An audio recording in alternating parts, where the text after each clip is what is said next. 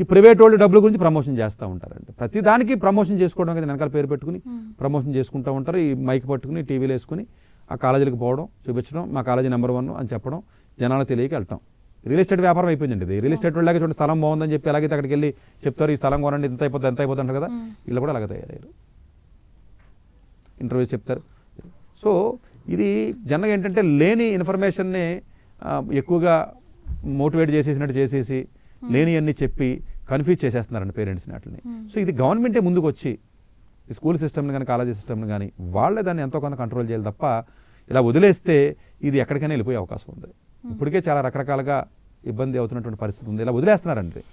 ఎవడబడితే వాడు ఇష్టం వచ్చినట్టు 4 గదులు తీసుకోవడం, స్కూల్ రన్ చేసేయడం, పర్మిషన్స్ ఉండవు, ఏముండవు.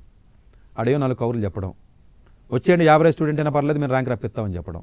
ఏంటి వాడు చెప్పడమే, యావరేజ్ అయినా పర్లేదు ర్యాంక్ రప్పిస్తానంటాడు, యావరేజ్ ర్యాంక్ రప్పిస్తాను ఇటు చెప్పడం ఏంటి, పేరెంట్స్ వెళ్ళిపోవడం. అంటే పేరెంట్స్ వీక్నెస్ అంటే అది, ఆశ, లేదా అర్జెంటుగా గొప్పడు అయిపోవాలి మా అబ్బాయి అని చెప్పేసి వీళ్ళు జాయిన్ చేయడం. లేకపోతే టీవీల్లో ప్రతి కాలేజీ గురించి, రాంగ్ కాలేజీలు అన్నింటి గురించి యూట్యూబ్లు అండి, ఇవే కాలేజీ పేర్లు అండి, దీనికి వెళ్ళండి, దీనికి వెళ్ళండి అని ఎవరిని పడితే అని తీసుకొచ్చి ఇంటర్వ్యూలు చేసి వాళ్ళ కాలేజీని ప్రమోట్ చేసుకుంటున్నారు. డబ్బులు తీసుకుని యూట్యూబ్లో డబ్బులు తీసుకోవడం, ప్రమోట్ చేయడం, వాళ్ళే కాలేజీ కూడా డబ్బులు తీసుకోవడం, దాని గురించి ప్రమోట్ చేయడం, రకరకాల టాక్స్ అని, రకరకాల ఎడ్యుకేషన్ కన్సల్టెన్సీస్ అని పెట్టి మొత్తం అంతా రాంగ్ ఇన్ఫర్మేషన్ పాస్ ఆన్ చేసి వాళ్ళని రెచ్చగొట్టే జనాల్ని, అవన్నీ ట్రాప్లు, ఇవన్నీ పాపాలు తగలవండి, ఇవన్నీ పాపం కదా ఇవన్నీ.